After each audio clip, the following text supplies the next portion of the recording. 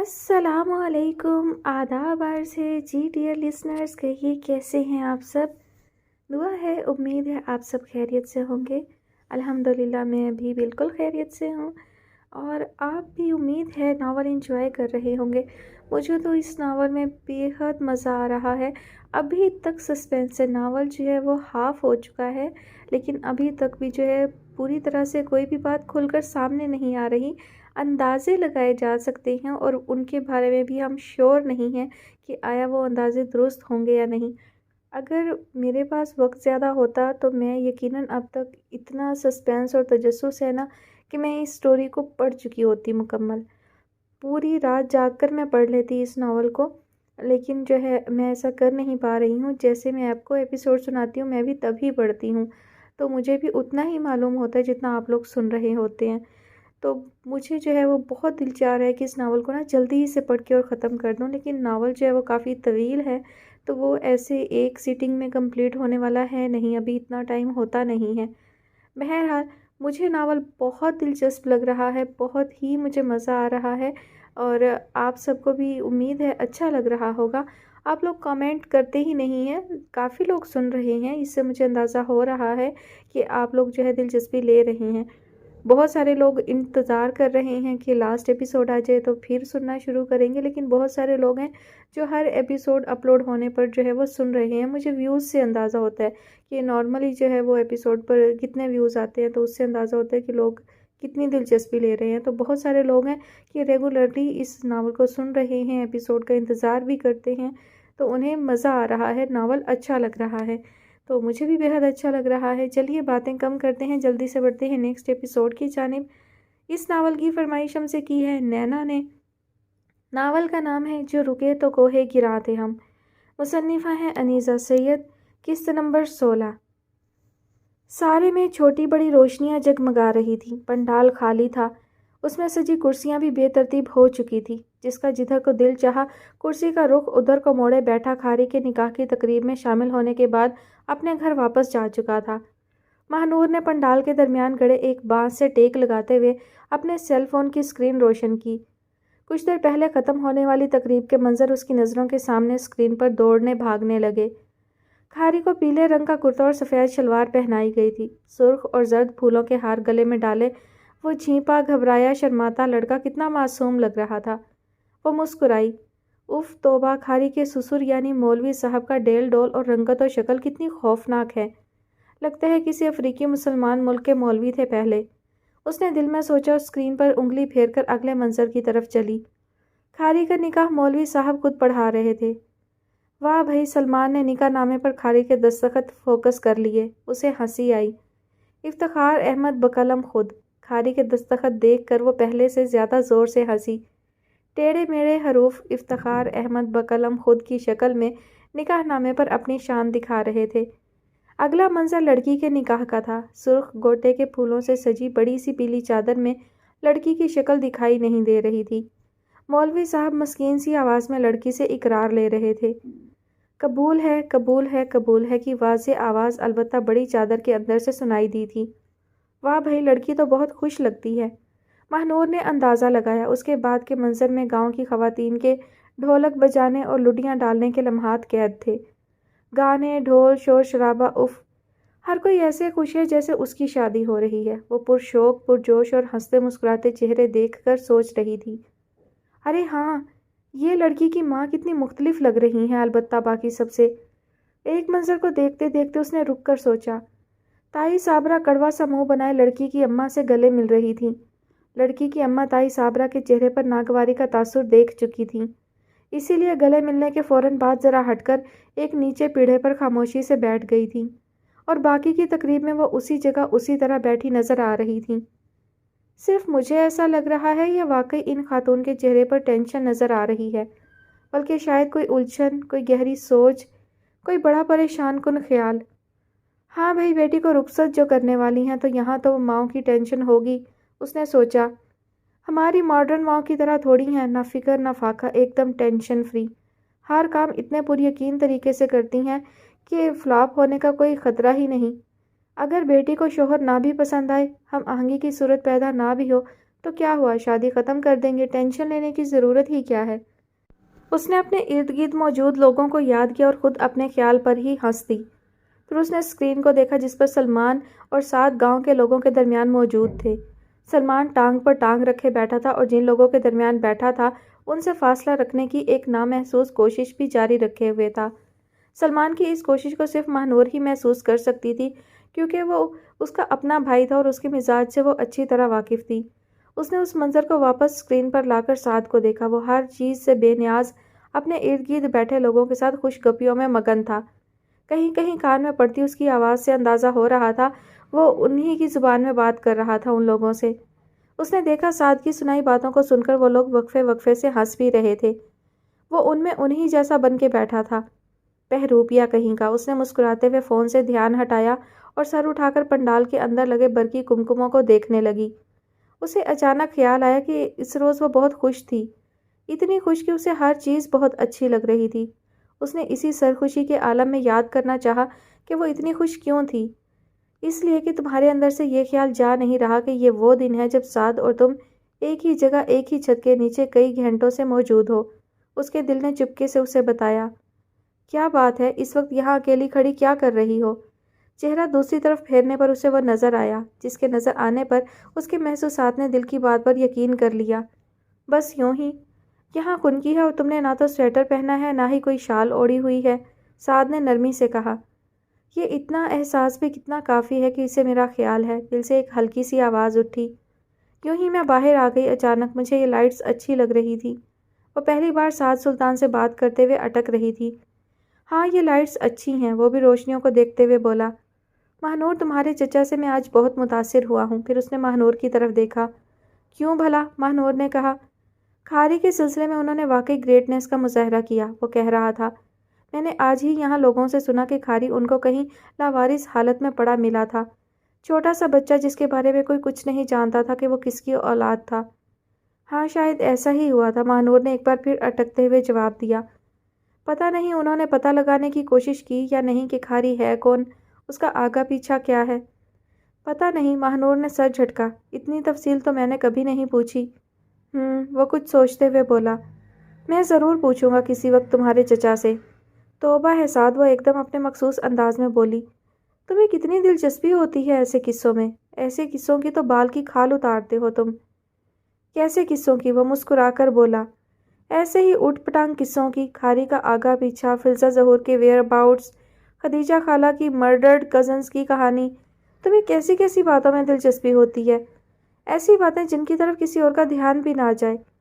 ہاں یہ تو ہے، مجھے قصے سننے میں بہت دلچسپی ہے، میں واقعی انجوائے کرتا ہوں قصے سنتے ہوئے۔ وہ ہنسا۔ تمہیں دنیا کے ہر کام ہر چیز میں دلچسپی ہے سوائے… وہ جھنجھلا کر کہتے بے اختیار رک گئی، بلکہ اس نے خود کو جملہ مکمل کرنے سے روک لیا۔ سوائے کیا؟ وہ چونک کر بولا۔ سوائے… وہ بوکھلا کر نظریں ادھر ادھر گھماتی کوئی جواب سوچنے لگی۔ ہاں بتاؤ، سوائے کیا؟ وہ اس کی بوکھلاہٹ دیکھ کر محظوظ ہونے لگا۔ اچھا چلو چھوڑو، یہ بتاؤ کہ… کوئی جواب نہ سوچنے پر اسے ایک اور اہم خیال آیا۔ ہاں پوچھو۔ وہ ماہنور کے عقب میں رکھی ایک کرسی پر بیٹھ گیا۔ یہ بتاؤ کہ لو ایٹ فرسٹ سائٹ کے بارے میں تمہارا کیا خیال ہے؟ ایک اور اوٹ پٹانگ سوال ماہنور کے منہ سے نکلا۔ لو ایٹ فرسٹ سائٹ؟ وہ چونک کر بولا اور پھر اس کے چہرے پر اس کی مخصوص شرارت بھری مسکراہٹ ابھری۔ سوال تم نے کیوں پوچھا؟ وہ مسکرایا۔ ماہنور اس سوال کا جواب دینے کے بجائے اپنی بے ساختہ اور عجلت پسند عادت پر خود کو کوسنے میں مصروف رہی۔ کیا بات ہے ماہنور، تمہیں ہوا تو نہیں کسی سے لو ایٹ فرسٹ سائٹ؟ وہ حسب عادت شرارت کے موڈ میں آ چکا تھا۔ اور تو کوئی خاص بندہ یاد نہیں آ رہا مجھے اس ساری تقریب میں جس پر گمان ہو۔ ہاں نکاح خواہ مولوی صاحب خاصے ہینڈسم تھے۔ وہ مسلسل مسکرا رہا تھا۔ توبہ استغفار کرو، وہ کھاری کے سسر تھے۔ وہ تیزی سے بولی۔ کھاری کے سسر تھے تو کیا ہوا، دل تو کسی پر بھی آ سکتا ہے۔ سعد پلیز، وہ روحانسی ہو کر بولی۔ اچھا پلیز اب رونے نہ لگ جانا، میں مذاق کر رہا تھا۔ وہ ہاتھ اٹھاتے ہوئے بولا۔ ان محترم بزرگ کی شان میں بھی گستاخی کر دی میں نے مذاق ہی مذاق میں۔ میں سنجیدگی سے پوچھ رہی ہوں سعد، ماہنور نے منہ سے نکلی بات پر ڈٹے رہنے کا فیصلہ کرتے ہوئے کہا۔ او ریئلی؟ وہ حسب عادت مسکرایا۔ ماہنور نے اسپات میں سر ہلا دیا۔ بات یہ ہے ماہنور، کچھ دیر اس گومگو میں رہنے کے بعد کہ اس کی بات کا کیا جواب دے، اس نے ماہنور کی طرف دیکھتے ہوئے کہا۔ کہ میں اپنی زندگی کی چند الجھنوں کو سلجھانے میں اتنا مشغول ہوں کہ مجھے سمجھ میں نہیں آتا کوئی دوسری فیلنگ میرے اندر آتی بھی ہے یا نہیں۔ اوہ، ماہنور کا دل دور کہیں بہت ہی دور گہرائیوں میں اوٹ لے گیا۔ مگر تم تو بہت فارغ لگتے ہو، اس کے لہجے میں نہ چاہتے ہوئے بھی تلخی آ گئی۔ فارغ؟ وہ ہنسا۔ ہاں شاید لگتا ہوں۔ بحروب بدل بدل کر مختلف جگہوں پر جانے، معذوروں، ناداروں اور مسکینوں کی دلجوئی کرنے اور سائن کے پاس بیٹھ کر باتیں سننے کی سوا تمہیں کیا کام ہے؟ تمہیں بظاہر دیکھ کر تو کوئی سوچ بھی نہیں سکتا کہ تمہاری زندگی میں بھی کوئی الجھن ہے۔ ٹھیک کہتی ہو، اس کے چہرے پر ایک عجیب سا تاثر ابھرا۔ شاید تم بالکل ٹھیک کہتی ہو اور تمہارا یہ سچ ہی میرا سب سے بڑا المیہ ہے۔ المیہ؟ ماہنور کا غصہ کرتا دل اچانک پلٹنے لگا۔ کیسا المیہ؟ میں نے تمہیں اس المیہ کی ایک جھلک اس دن سنائی تو تھی جب تم نے پوچھا تھا کہ کیا میں نے وہ باتیں کسی اور سے بھی شیئر کی ہیں۔ ہاں، ماہنور کو یاد آیا، مگر میری سمجھ میں نہیں آتا کہ تم سیدھی طرح اپنے ڈیڈی سے کیوں نہیں پوچھ لیتے کہ تمہاری مدر کون تھی اور ان کے ساتھ کیا ہوا۔ میں نے تمہیں بتایا تھا کہ وہ اس بات کا کیا جواب دیتے ہیں۔ ان کے جواب کے 3 نکات یہ ہیں: تمہاری ماں مر چکی ہے، وہ گانے بجانے کی دنیا سے تعلق رکھتی تھی، اور یہ کہ بہتر یہ ہے کہ میں اپنی ماں کے بارے میں ان سے کچھ نہ پوچھوں کیونکہ وہ مجھے میرے سوال کا جواب اس لیے نہیں دیں گے کہ جواب پا کر مجھے مایوسی ہوگی۔ تو تم کہو نا کہ تمہیں اپنی مایوسی کی کوئی پرواہ نہیں، وہ جواب دے دیں۔ ماہنور نے مشورہ دیا۔ تم انہیں نہیں جانتی ماہنور، جہاں جا کر وہ اپنی ذات کے دروازے بند کر لیتے ہیں۔ اول تو کوئی بات وہاں تک پہنچ ہی نہیں سکتا، چلا بھی جائے تو پھر دروازے پر دستک دیتا رہ جائے، دروازہ کبھی نہیں کھلے گا۔ آخر ایسی کیا بات ہو سکتی ہے تمہاری مدر کے سلسلے میں جو وہ یوں دروازہ بند کر لیتے ہیں؟ ماہنور نے سعد کی بات پر غور کرتے ہوئے کہا۔ یہی تو میرا مسئلہ ہے، جتنا وہ اس بات پر خاموشی اختیار کرتے ہیں اتنا ہی میرا تجسس اس سلسلے میں بڑھتا جاتا ہے۔ میرے ذہن میں جگسا پزل کی طرح یہ سوال گتھی بن کر بیٹھ گیا ہے۔ پہلے میں بہت بے صبر تھا، مجھے جلدی پڑی رہتی تھی کہ کہیں سے مجھے اس بات کا کوئی کلو مل جائے، مگر آہستہ آہستہ میں نے یہ تسلیم کر لیا کہ بے صبری اور عجلت گتھیاں سلجھاتی تو نہیں، انہیں مزید بڑھاتی ہیں۔ پھر میں نے صبر اور تحمل کا ہاتھ پکڑنے کا فیصلہ کر لیا، اور اسی لیے شاید تم نے دیکھا ہوگا کہ میں نئی سچویشنز کو آسانی سے اڈاپٹ کر لیتا ہوں، لیکن میرے دل کے اندر تجسس کی ہلچل ہر وقت مچی رہتی ہے، جسے تم بحروب بدل کر مختلف جگہوں پر جانا سمجھتی ہو۔ یہ میرا مشغلہ نہیں، اسی ہلچل کا حصہ ہے۔ میں نے سوچا اس پہیلی کا جواب یوں ہی مجھے کسی ایسی جگہ پر اچانک مل جائے۔ ہو سکتا ہے یہ بھی میری احمقانہ سوچ ہی ہو، مگر دل کے بہلانے کا برا خیال ہرگز نہیں ہے۔ بات ختم کرتے ہوئے ماہنور کی طرف دیکھ کر مسکرایا۔ کتنی عجیب سی بات ہے نا، ماہنور نے سامنے دیکھتے ہوئے کہا۔ کتنے ہی لوگ تمہیں اور تمہارے لائف سٹائل کو دیکھ کر رشک کرتے ہوں گے۔ کون جان سکتا ہے کہ تم دراصل کتنے مضطرب ہو۔ میں کسی کو جاننے دینا بھی نہیں چاہتا، اس نے سر ہلایا۔ میں بہت کم خود کو کسی کے سامنے ایکسپوز کرتا ہوں۔ اس نے ماہنور کی طرف دیکھا۔ مگر تم تو تم ہو، مجھے پتہ ہے کہ تم سے دل کی بات کہنے میں کوئی حرج نہیں، کیونکہ تم نے اس پر گوسپ کرنا ہے نہ اسے آگے اڑانا ہے۔ ہاں، میرے دل کا بوجھ قدرے ہلکا ہو جاتا ہے۔ آئی ایم آنرڈ، ماہنور نے سعد کی یہ بات سن کر آنکھیں زور سے بند کرنے کے بعد کھولتے ہوئے کہا۔ تمہیں نہیں لگتا ہے کہ ہم میں سے اکثر جو دنیا کے سامنے ہوتے ہیں دراصل وہ نہیں ہوتے؟ سعد نے اس کی طرف دیکھا۔ ہاں، اکثر ایسا ہی ہوتا ہے۔ یہ بھی ایک ٹریجڈی ہے، اللہ نے انسان کو اپنی فطرت پر پیدا کیا اور انسان نے خود پر ملمہ چڑھا لیا۔ وہ اٹھتے ہوئے بولا۔ رات کافی زیادہ ہو گئی، اب تم ریسٹ کرو، اس نے کہا اور اندر کی طرف چل دیا۔ سعد، وہ کس کی کال تھی جسے تم بار بار ریجیکٹ کر رہے تھے؟ عقب سے ایک اور جذباتی اور ان سوچا سوال آیا۔ یہ میں تمہیں نہیں بتاؤں گا، اس نے بغیر مڑے جواب دیا، کیونکہ یہاں آ کر تم بہت خوش ہو، مگر میرا جواب تمہارے سارے موڈ کا ستیہ ناش کر دے گا۔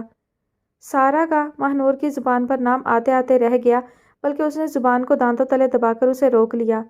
اور ہاں، پھر اس نے گردن موڑ کر ماہنور کی طرف دیکھا۔ لو ایٹ فرسٹ سائٹ والے سوال پر غور کرنے کا جب بھی وقت ملا غور کر کے اس کا جواب ضرور دوں گا۔ ابھی میرے پاس اس سوال کا جواب نہیں ہے۔ شاید میں تمہیں کبھی نہ سمجھ پاؤں، ماہنور نے ایک بار پھر خود کو ستون سے ٹکاتے ہوئے سوچا۔ وہ مردانہ حصے کی طرف کھلنے والا دروازہ کھول کر غائب ہو چکا تھا۔ لیکن شاید میں تمہارے لیے اپنے دل میں اٹھنے والے جذبے کو بھی کبھی نہ دبا سکوں۔ اس نے بے چینی سے سر ہلا کر اوپر دیکھا۔ سنا ہے محبت کی نہیں جاتی، ہو جاتی ہے، اس پر کسی کو اختیار نہیں۔ پہلے سنا تھا، اب سمجھا ہے، اور اب لگتا ہے کہ جو سنا تھا وہ سچ تھا، اس پر کسی کو اختیار نہیں۔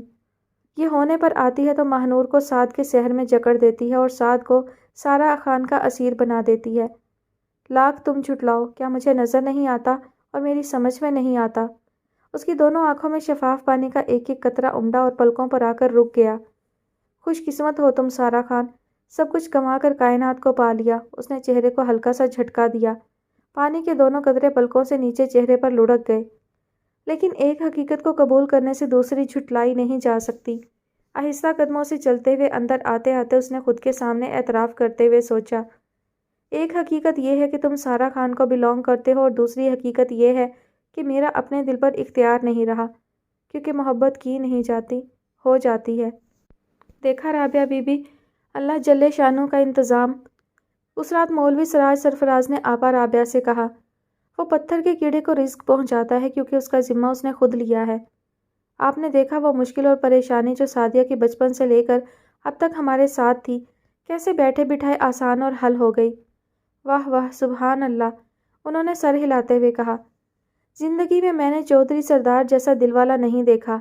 آپ نے دیکھا آج نکاح کی رات تھی صرف، اور نکاح کے موقع پر سب اخراجات لڑکی کے والدین کو برداشت کرنے پڑتے ہیں، مگر واہ واہ، انہوں نے ایک بار پھر سر دھنا۔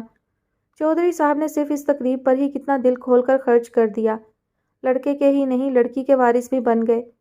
دم پخت مرغ کے ڈھیر لگے ہوئے تھے، دیگوں میں اور پالک گوشت میں چھوٹے بکرے کا گوشت ڈلوایا، خاص طور سے منگوا کر تاکہ نرم رہے اور کھانے والے کے دانتوں میں ریشہ بھی نہ پھنسے۔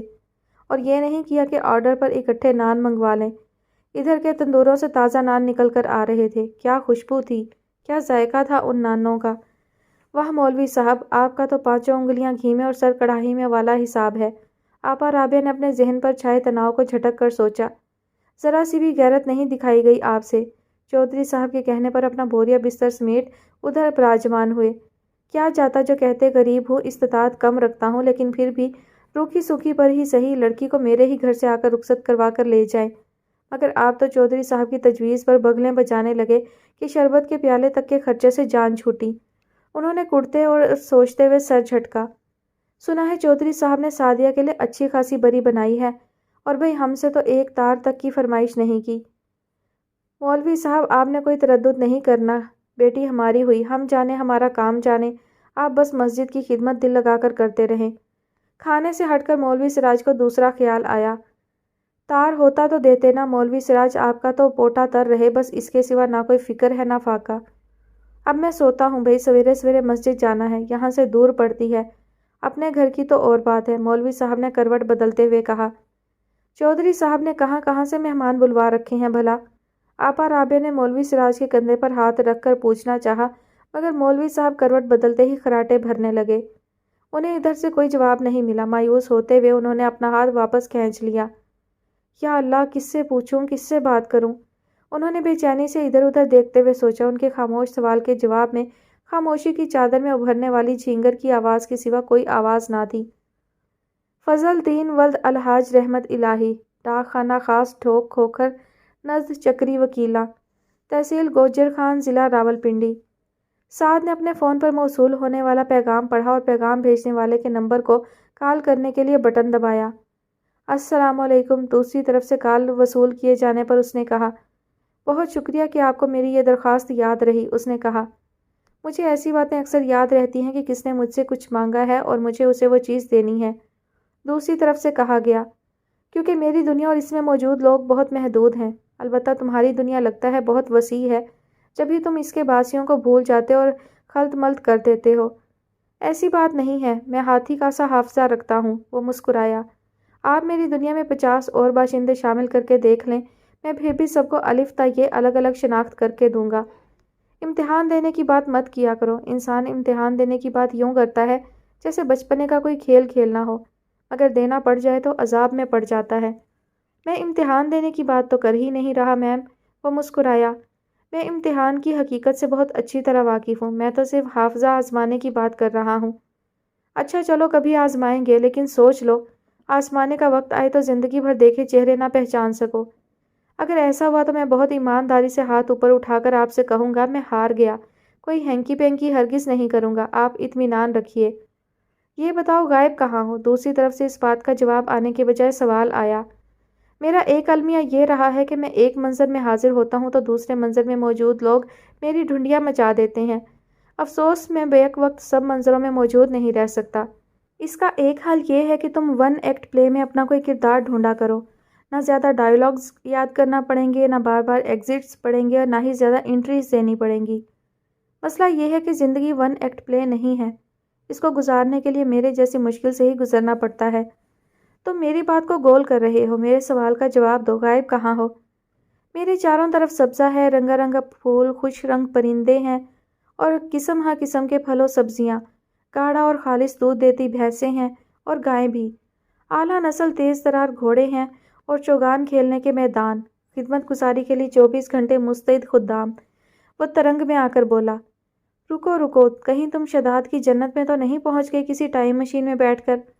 آگے تو سن لیں، میں ایک ایسی عمارت میں قیام پذیر ہوں جو رومن، یونانی، گوتھک، وکٹورین، ایلزبیتھن اور مغل طرز ہائے تعمیر کا ایک دل فریب ملغوبہ ہے۔ رکو، عمارتیں ملغوبہ نہیں ہوا کرتیں، طرز ہائے تعمیر کا شاہکار ہوتی ہیں۔ آپ جو بھی کہہ لیں، کیونکہ میں نے اردو لغت رٹی ہوئی نہیں، لہٰذا جو لفظ ذہن میں آ رہا ہے بول رہا ہوں۔ یہ جگہ اسی دنیا میں موجود ہے نا؟ آپ کا کیا خیال ہے، میں عالم بالا سے مخاطب ہوں آپ سے؟ نہیں، لیکن تمہاری حاشیہ آرائی نے ڈرا دیا۔ ہاں، فلزا میم، آپ بھی ڈرتی ہیں کسی بات سے کیا؟ کیوں؟ میں کیوں نہیں ڈر سکتی؟ میں نے سوچا شاید آپ صرف ڈرانے کا کام کرتی ہیں۔ تم ڈرتے ہو مجھ سے؟ ایسا ویسا، آپ کے سامنے تو بغیر قصور کان پکڑ کر بیٹھے رہنے کو دل چاہتا ہے۔ تو پھر بتاؤ کہاں ہو، سیدھی طرح بتاؤ۔ میں خود آگاہی کے سفر کے ایک پڑاؤ پر پہنچا ہوا ہوں، شاید جو یہی مجھے کوئی اپنا سرا مل جائے۔ خود آگاہی یا خود شناسی؟ شاید دونوں ہی۔ اچھا، پھر تو میری نیک خواہشات تمہارے ساتھ ہیں میاں سعد بلال۔ دوسری طرف سے ہلکی سی ہنسی کی آواز آئی۔ چلو پھر جب پڑاؤ سے دل اٹھے اور واپسی کا سفر طے کرنے لگو تو اطلاع کرنا۔ خدا حافظ۔ ایک منٹ، ہاں بولو۔ میں نے آپ کو اپنا نام سعد سلطان بتایا تھا، آپ نے مجھے سعد بلال کیوں کہا؟ دوسری طرف چند لمحوں کی خاموشی چھائی رہی۔ اچھا، سعد سلطان بتایا تھا، پھر مجھ سے غلطی ہو گئی ہوگی، شاید میرے کسی اسٹوڈنٹ کا نام سعد بلال رہا ہو۔ پھر اٹکا اٹکا سا جواب آیا، دراصل تمہاری طرح میں نے ہاتھی کا سا حافظہ نہیں پایا نا، اس لیے۔ چلیں خیر، آئندہ تو یاد رہے گا نا؟ کوشش کروں گی تمہیں اسی نام سے یاد رکھوں۔ اچھا بھائی، خدا حافظ، میرے سونے کا وقت ہو رہا ہے۔ ایک بار پھر ایڈریس بھیجنے کا بہت شکریہ۔ ہاں، اسے بھی اپنے سفر کا ایک پڑاؤ شمار کر لینا، شاید کوئی سرا ہاتھ آ جائے۔ ضرور۔ دوسری طرف سے فون بند کر دیا گیا۔ وہ کمرہ جو دیوار میں جڑی ایک الماری، بان کی ایک چارپائی، اس چارپائی پر بچھے سردی گرمی کے حساب کے بستر سے پر تھا اور سیٹ والی ایک سخت کرسی اور دیوار پر تنکوں میں جڑے ایک آئینے کے علاوہ اپنے اندر کوئی سامان نہیں رکھتا تھا۔ اس روز وہی کمرہ تازہ پالش شدہ پرانے ڈبل بیڈ، ڈبل منک کمبل، 2 سیٹوں والے چھوٹے صوفے اور ایک عدد سنگھار میز سے سجا تھا۔ بیڈ کے چاروں طرف تازہ پھولوں کی لڑیاں لٹک رہی تھیں اور کمرے کے ماحول میں مہندی، خوشبو اور پھولوں کی باس رچی ہوئی تھی۔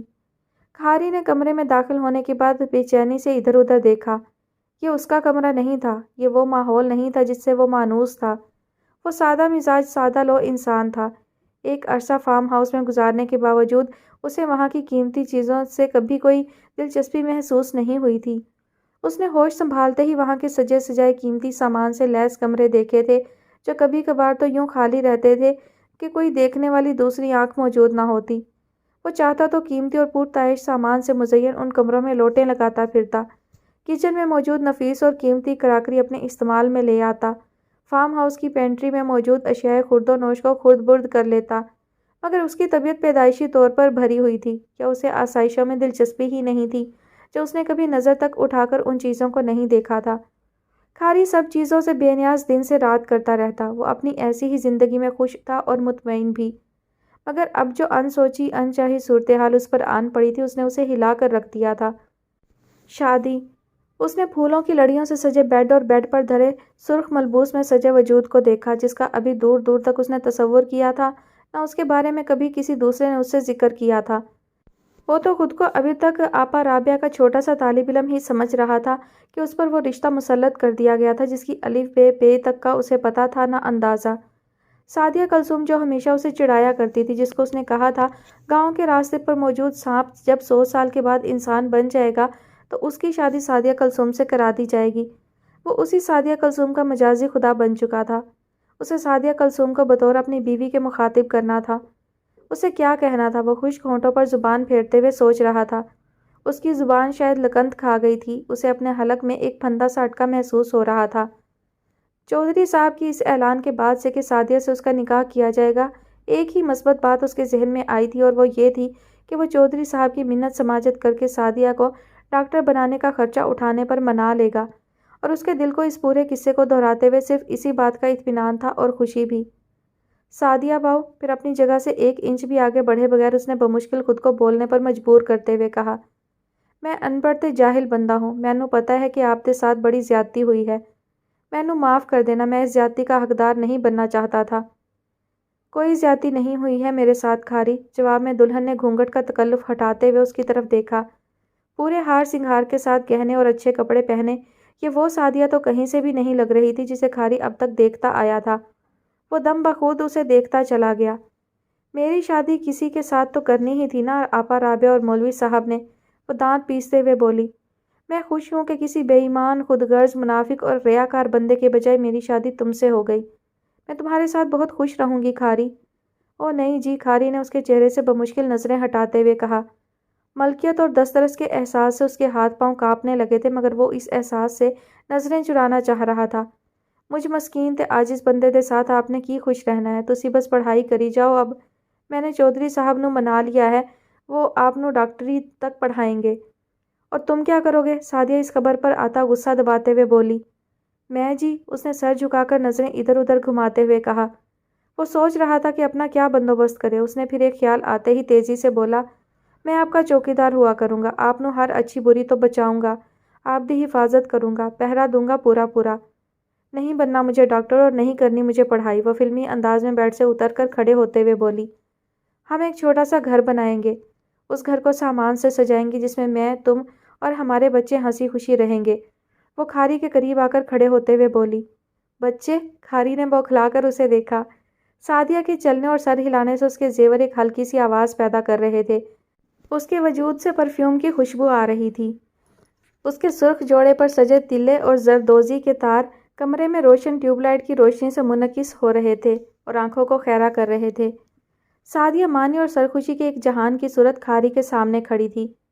شاید اس جہان کو سمجھنے کے لیے کھاری کو کسی لغت کے صفحات الٹنے اور پلٹنے کی ضرورت نہیں تھی۔ اس کے ذہن و دل پر کئی دن سے چھایا غبار جیسے چھٹتا چھٹتا کمرے میں آتی جاتی نامحسوس ہوا کے ساتھ مدغم ہو کر غائب ہو رہا تھا۔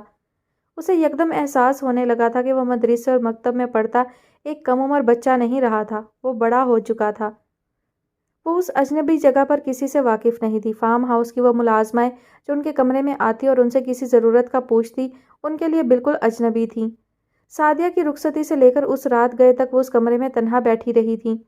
مولوی سراج کی ان دنوں پانچوں انگلیاں گھی میں ڈوبی ہوئی تھیں۔ چودھری صاحب اور ان کے ملازم انہیں غیر معمولی عزت اور احترام دے رہے تھے۔ وہ تو شاید اپنے حواسوں میں بھی نہیں رہے تھے۔ سعدیہ کو اس کمرے سے رخصت کرنے کے لیے 2 گھڑی اندر آئے اور 2 انگلیاں اس کے سر پر رکھ کر بغیر کچھ بولے ایک طرف ہٹ گئے تھے۔ اس کے بعد سے اب تک آپا رابعہ نے ان کی شکل نہیں دیکھی تھی۔ وہ اس کمرے میں تنہا بیٹھی تھی اور انہیں ایسا لگ رہا تھا جیسے ان کا دماغ بالکل خالی ہو چکا تھا۔ ان سے نہ کچھ سوچا جا رہا تھا، نہ ان کی سمجھ ان کا ساتھ دے رہی تھی۔ حالات نے ایک دم پلٹا کھایا تھا۔ انہیں لگ رہا تھا سعدیہ نے دنوں دن عمر کی کئی منزلیں طے کرتے ہوئے انہیں ہڑبڑا کر مستی کی نیند سے جگایا تھا۔ عمر بھر سعدیہ کو ڈاکٹر بنانے کے خواب دیکھنے والی آپا رابعہ نے اسے دلہن بنا کر کسی کے بھی ساتھ رخصت کر دینے کے خیال تک کا سفر صرف چند ہی دن میں مکمل کر لیا تھا۔ گو یہ سفر پوری دنیا کا چکر لگاتے ہوئے درپیش آتے سفر کے برابر تھا۔ انہیں خیال آیا تھا 7 دن میں دنیا کا سفر۔ انہیں عرصہ پہلے دیکھی ایک کتاب کا سرورق یاد آ گیا۔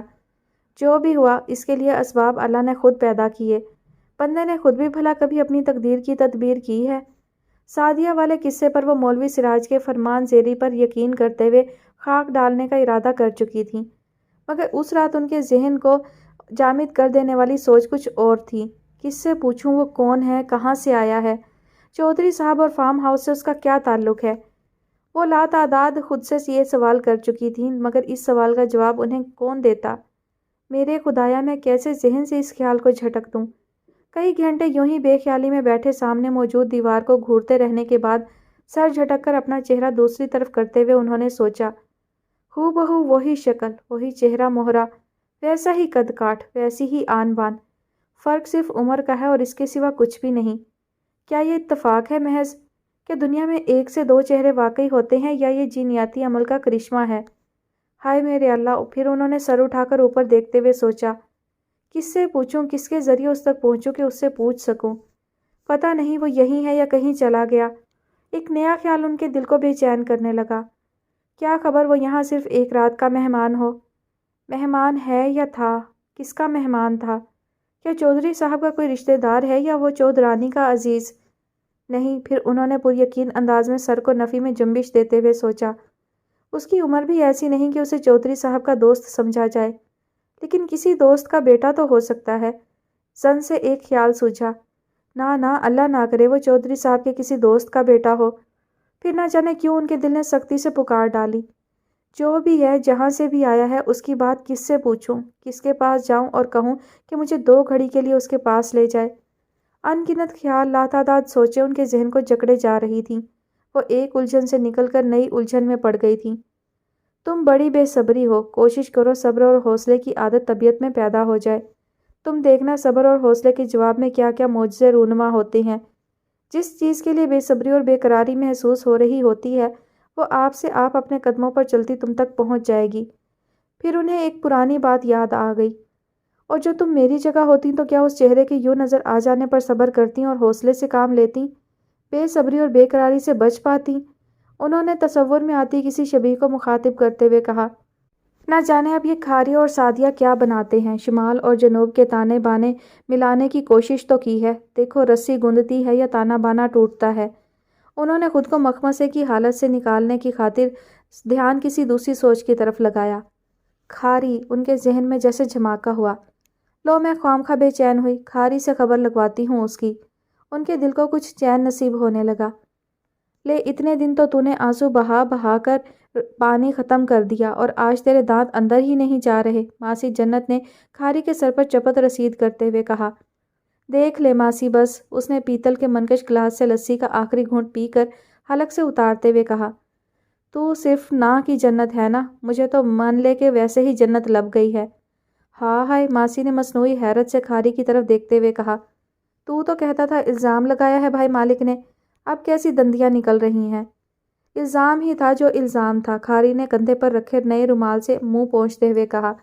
चाचे मालिक ने मैनू बेइज्जत करने की कोशिश की थी, पर उसने ऊपर देखते हुए कहा, मेरे मौला ने मेरी इज्जत रख लई। हुण समझ आंदी है कि अल्लाह दे सारे ही काम निराले ने। जब ही तो तुम इतने खुश नज़र आ रहे हो और सवेरे सवेरे बन फब कर इधर आए हो। बढ़िया शेवा शुआ की हुई हैं, साफ़ सुथरे लीड़े भी पहने हुए हैं, लगता शादी रास आ गई खारी को। करीब से एक बूढ़ी औरत बोली। 16 आने सच्ची गल है मासी, खारी पुरजोश अंदाज में उस बूढ़ी औरत के शाने दबाते हुए बोला। देख तो बहन जन्नत, अपना खारी एकदम जवान जवान सा लगने लगा है, मास्टर कमाल ने मजाकन कहा। मैनू जवान कहोगे मास्टर जी, तो इसका मतलब ये होगा तुसी बुढ़े हो गए हो। खारी ने दांत निकाले। देखो इसकी आज दंदियाँ कितनी निकल रही हैं, मासी जन्नत नाराज़ी से बोली। इतने दिन मुझे भी अपने साथ रुला रुला मारा। बस मासी, बंदे नू आने वाले वेले दा कुछ पता नहीं होता, एवें खाम का पहले ही रोने कुरलाने लग जाता है, खारी ने फलसफियाना अंदाज में कहा। चल बड़ी बात है खारी पुत्र, तुझे शादी रास आ गई है, हमारे लिए इतना ही काफ़ी है, मास्टर कमाल ने सर हिलाते हुए कहा। ले, ये लस्सी का ग्लास और जग और ट्रे में रख और अपनी वोटी के लिए ले जा। नमानी खाली पेट बैठी होगी अंदर, मासी जन्नत ने खारी से कहा। वो लस्सी नहीं पींदी है, वो चाय पींदी है, खारी ने कहा। किचन में मौजूद सब लोग हंस दिए। वाह भाई वाह, एक ही रात में तुझे ये भी पता चल गया, मासी जन्नत ने नाक पर उंगली रखते हुए कहा। ले, मैं पहले नहीं था जानदा मौली साहब के घर, मैनू उदों का ही पता है, खारी ने अपनी सफाई पेश की। आहा, मासी जन्नत ने दोनों लफ्ज़ों को खींचते हुए मुंह से आवाज़ निकाली। पहले दी गल है, वो हंसकर बोली। वे झल्लिया, तू क्यों फिर उसे यहाँ लाकर पानी पिला पिला कर ही फिराता रहा, चाय पिलानी थी ना। उसने खारी के बाजू पर थप्पड़ मारा। आहो, खारी को वो दिन याद आया जब फार्म हाउस से बाहर निकलते हुए पानी के नल पर सादिया ने पानी पिया था, और दूसरी बार भी वो प्यास की वजह से ही उधर आई थी। मासी तुझे पुरानी गल्लां बढ़िया याद हैं, वो खिसिया कर बोला। ओ खारी, ओए खारी, बाहर से किसी ने पुकारा। तेरा जापानी यार तुझे ढूंढता फिर रहा है, उसे भी पूछ ले। ओए आहो, खारी ने सर पर चपत मारते हुए कहा। लो, मैं उसे भूल ही गया था। वो अपने नए कपड़े आदतन झाड़ता हुआ बाहर चल दिया। मासी जन्नत, खीर के लिए जो दूध अलग हुआ था वो दे दो। बाहर से किसी ने आकर मासी जन्नत से कहा और फिर सब अपने अपने काम में मशगूल हो गए। आज मैं खारी की दुल्हन का मेकअप खुद करूंगी, महानूर ने अपने जहन पर पड़े एक अनजाने से बोझ को झटकने की खातिर ऐलान किया। कल तो किसी ने उसे ऐसा कार्टून बना रखा था कि बेचारी के असल नक्शो निगाह छुप ही गए थे। तो और क्या, हमें तो पता ही ना चला वोटी सोनी है कि कोजी, ताई साबरा ने मुंह पर कपड़ा रखकर हंसते हुए कहा। नहीं खैर, प्यारी तो है वो, महानूर ने बेइख्तियार कहा। उसकी अम्मा तो बहुत डिसेंट और प्यारी सी खातून है, उन्हीं जैसी लगती है। हाँ, जब ही तो अम्मा का दिमाग 7वें आसमान पर चढ़ा हुआ है। तुम्हारे चाचे ने मुझे महफिल कराकर उससे दर्स दिलवाने से मना ही कर दिया, वरना मैं देखती कैसे इस दफ़ा इनकार करती है। ताई साबरा की आपा राबिया से बेवजह की खलिश उछली। यकीनन बहुत अच्छा सबक देती होंगी, बहुत सुलझी हुई गुफ्तगू करती हैं। लगता है वो बिल्कुल ही आउट ऑफ प्लेस और मिस मैच है इस माहौल में जिससे उनका ताल्लुक है। महानूर ने बालों में ब्रश फेरते हुए आईने में खुद को देखा और ताई से मुखातिब हुई। क्या है? ताई साबरा के कुछ पल्ले ना पड़ा। कुछ नहीं, महानूर ने हेयर बैंड को दांत से खोलते हुए सर हिलाया। ले, मैं चली खारी की दुल्हन सजाने। बाल सेट करने के बाद एक बार फिर खुद को आईने में देखते हुए महानूर ने ताई साबरा की तरफ देखा।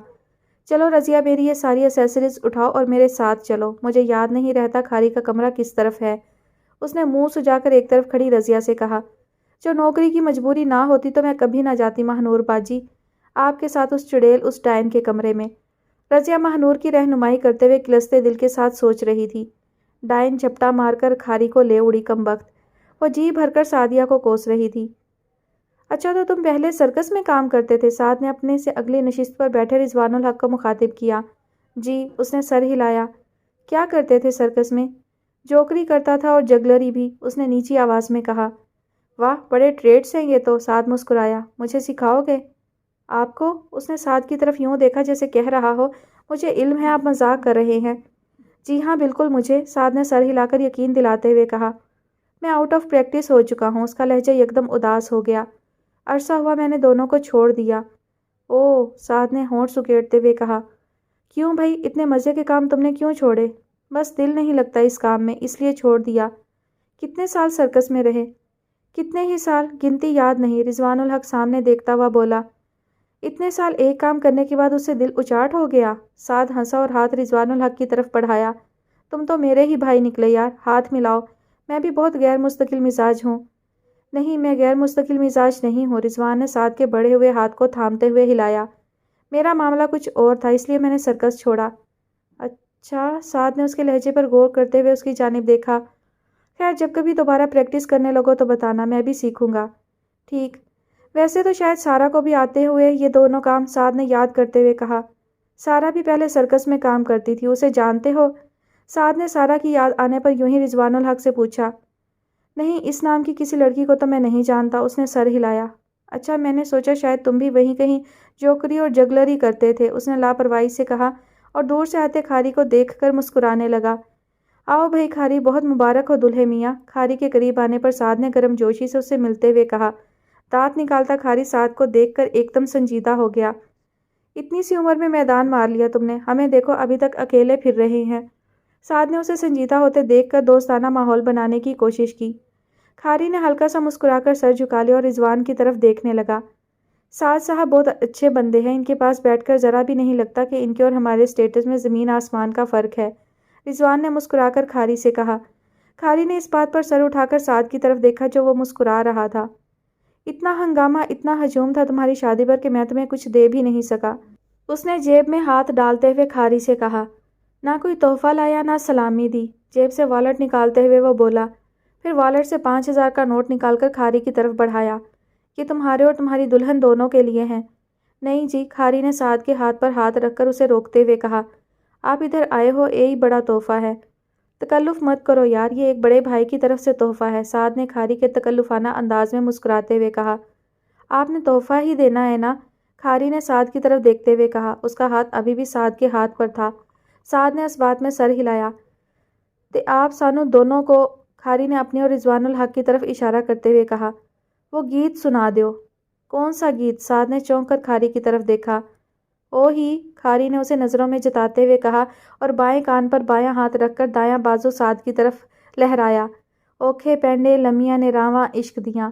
رضوان الحق دلچسپی سے کھاری کی اس ادا کو دیکھ رہا تھا اور ساتھ دمبا خود کھاری کی آواز سن رہا تھا، جس نے ایک لائن سنانے کے بعد اس کی طرف یوں دیکھا جیسے کہہ رہا ہو اب آگے آپ سناؤ۔ لیکن مجھے تو گانا نہیں آتا یار، سعد نے کچھ دیر بعد نارمل ہوتے ہوئے کہا۔ اس کے چہرے پر ایسا تاثر تھا جیسے کھاری کی مخفی ذہانت کو سراہ رہا ہو۔ اچھا جی، نہیں آؤندا، کھاری نے جواب میں یوں دیکھا جیسے جتا رہا ہو مجھے بچہ سمجھ رہے ہو۔ نہ، سعد نے منہ سے کھٹاک کی آواز نکالتے ہوئے کہا۔ ماہنور باجی نو پتہ ہے کہ آپ نو گانا نہیں آندا، کھاری نے کہا اور زیر لب مسکرا دیا۔ میں نے اس سے تو کبھی پوچھا نہیں، سعد شرارت سے مسکرایا۔ اسے اپنے اور کھاری کے درمیان مزاح کا ایک عجیب سا تعلق بنتا محسوس ہو رہا تھا۔ چلو ماہنور باجی نو نہیں بتاتے، آپ گانا سناؤ، میں آپ دے نال گاتا ہوں، کھاری نے جیسے اس سے کچھ دو کچھ لو والی سودے بازی کرتے ہوئے کہا۔ سعد کا جاندار قہقہا فضا میں ابھرا۔ چلو تم شروع کرو، میں کوشش کرتا ہوں۔ ہونی لیو، کھاری سیدھا ہوتا ہوا بولا۔ پھلاں وانگو جندڑی عشق رلا دیندا، اس نے تان اڑائی۔ اوکھے پینڈے لمیاں نے راواں عشق دیاں، درد جگر سخت سجاواں عشق دیاں۔ کچھ دیر بعد سعد کی آواز فضا میں گونج رہی تھی اور کھاری اور رضوان الحق مبہوت ہو کر سعد کو سن رہے تھے۔ ولیمہ کی دلہن سعدیہ کا بناؤ سنگھار مکمل ہو چکا تھا۔ ماہنور نے اس کے میک اپ کو فائنل ٹچز دیتے ہوئے اور اس سے ذرا فاصلے پر ہٹ کر کھڑی ہو کر اس کا جائزہ لیا۔ اگر کوئی کمی رہ گئی ہو تو اسے پورا کر لیا جائے۔ زبردست بھائی، تم تو بہت اٹریکٹیو ہو، بڑا فوٹو جینک چہرہ ہے تمہارا، اپنے فون پر سعدیہ کی تصویریں لیتے ہوئے اس نے کہا۔ سعدیہ ماہنور سے میک اپ کروانے کے دوران کسی اور ہی دنیا میں پہنچ چکی تھی۔ میگزین میں چھپی ماڈرن لڑکیوں جیسی لڑکی اپنے نرم و نازک ہاتھوں سے اس کو سنوار رہی تھی۔ سعدیہ کا اپنا پس منظر بھگ سے اڑ کر کہیں دور جا پڑا تھا۔ وہ کون تھی، اس کے ماں باپ کون تھے، اب تک کی عمر اس نے کہاں اور کیسے گزاری تھی، سب ایک دم ماضی بن چکا تھا، جسے بھلا کر وہ اپنے پیش منظر میں موجود تھی، جہاں جدت تھی، خوبصورتی تھی، آسائش تھی۔ جدت، خوبصورتی، آرائش، آسائش، یہ الفاظ بھی میگزین ہی میں اس نے پڑھے تھے۔ وہ سب جو پڑھا تھا وہ اسے ہاتھ لگا کر چھو سکتی تھی، اور اس انقلاب کا سرچشمہ اس کا سرتاج افتخار احمد عرف کھاری تھا۔ کھاری جسے کچھ عرصہ پہلے اس نے ایک ان پڑھ سودائی سے انسان کا درجہ دیتے ہوئے اس پر صرف اس بات کا رشک کیا تھا کہ وہ فارم ہاؤس میں رہتا تھا، ایک لمحاتی جرأت نے سعدیہ کو فرش سے عرش پر پہنچا دیا تھا۔ اس نے طنز کرتی اور جتاتی ہوئی نظروں سے آپا رابعہ کو دیکھا جو گزرے کل سے آج تک کے عرصے میں پہلی بار اس سے ملنے آئی تھیں۔ انہوں نے اس کے سر پر ہاتھ رکھا اور خاموشی سے ایک طرف بیٹھ گئیں۔ یہ راتوں رات بوڑھی کیوں لگنے لگی ہیں؟ فاتحانہ نظروں سے انہیں دیکھتے ہوئے سعدیہ نے ذرا کی ذرا سوچا۔ یوں لگتا ہے جیسے ان کی جسم کا سارا خون کسی نے نچوڑ لیا ہو۔ اس کا دل لمحہ بھر کو کانپا اور ایک احساس جرم سا اس کے محسوسات میں ابھرا، لیکن اگلے ہی لمحے وہ اپنی نئی دنیا میں مگن ہو گئی جہاں خوشیاں اور رونقیں تھیں۔ آنٹی، سنا ہے آپ کو دن پر خاصی دسترس حاصل ہے؟ ماہنور نے دھلے اور گیلے ہاتھ ٹیشو پیپر سے خشک کیے اور آپا رابعہ کے قریب بیٹھ گئی۔ اس کے اس بے تکلفانہ انداز پر آپا رابعہ ذرا محجوب سی ہو کر قدرے سمٹ گئیں۔ نہیں بیٹا، ایسی تو کوئی بات نہیں ہے، انہوں نے نیچی آواز میں کہا۔ تائی صابرہ اور کھاری دونوں ہی بتاتے ہیں کہ دین کے بارے میں آپ کو خاصا علم ہے اور آپ درس بھی دیتی ہیں۔ کھاری بیچارہ تو ابھی تک ایک دو سپارے ہی ٹھیک طرح سے پڑھ پایا ہے اور اسی کو بہت سمجھتا ہے، اس لیے کہہ رہا ہوگا۔ کسی نے اس بیچارے کی دینی تعلیم کی طرف دھیان نہیں دیا، اس لیے وہ اس عمر میں اتنا بھی پڑھ لینے کو علم جانتا ہے، ورنہ بہت چھوٹی عمر میں بچے ناظرہ قرآن مکمل کر چکے ہوتے ہیں۔ اتنا ہی میں بھی اپنے بچپن میں کر چکی ہوں، انہوں نے انکساری سے جواب دیا۔ اچھا، ماہنور مسکرائی۔ اور تائی صابرہ کو بھی غلط فہمی ہی ہوئی ہوگی، وہ تو محفل میلاد کروانا چاہ رہی تھیں آپ کی صدارت میں، آپ سے درس دلوانا چاہ رہی تھیں۔ یہ ان کا بڑا پن ہے، آپا رابعہ اسی انداز میں بولی۔ مولوی صاحب کی بیوی سمجھ کر سوچتی ہیں کہ شاید میں بھی کوئی با علم عورت ہوں، جبکہ میرے تو سارے ہی سبق ادھورے ہیں، ناپختہ اور کچے۔ ماہنور نے غور سے انہیں دیکھتے ہوئے کہا۔ اسے آپا رابعہ کی شخصیت میں کوئی اسرار والی بات نظر آ رہی تھی، مگر اس کی سمجھ میں نہیں آ رہا تھا کہ وہ اسے کیا نام دے۔ شکر ہے یہ شادی ختم ہوئی، ایک دن کا کہہ کر لے آئی تھیں، 3 دن گزر گئے اور میں تو اب تک بری طرح فیڈ اپ ہو چکا ہوں اس ہنگامے سے، جس میں ہر قسم کا بندہ بس ہلڑ مچانے پر لگا ہوا ہے۔